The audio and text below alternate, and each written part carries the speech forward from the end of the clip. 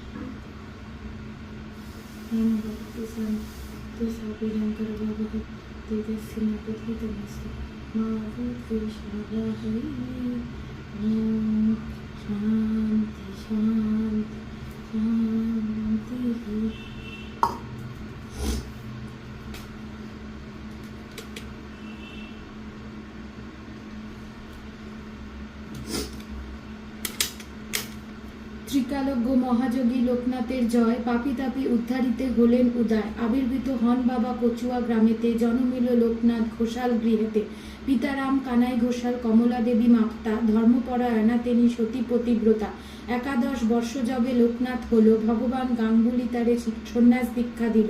গৃহত্যাগ করি তার আর ত্যাজি প্রিয়জন। গুরু সঙ্গে কালীঘাট করে আগমন।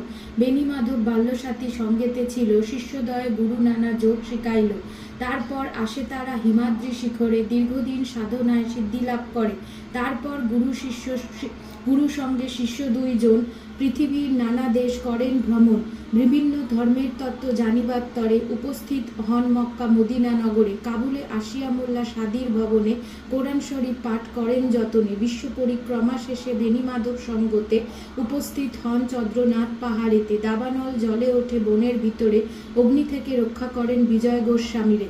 বেণীমাধব চলে যান কামাখ্যা ধামেতে। বাবা নেমে আসলেন বারদি গ্রামেতে। বাবাকে প্রথমে কেহ চিনতে না পারে। পাগল বলিয়া সবে উপহাস করে। একদিন 2 ব্রাহ্মণের পৈতা জড়াইল। গায়ত্রী করিয়া বাবা তাহা খুলে দিল। চারিদিকে এই কথা প্রচার হইল। দলে দলে ভক্তবৃন্দ আসিতে লাগিল। অতঃপর আশ্রম হইল বারদিতে। বহু ভক্ত শিষ্য সেথা লাগিল আসিতে।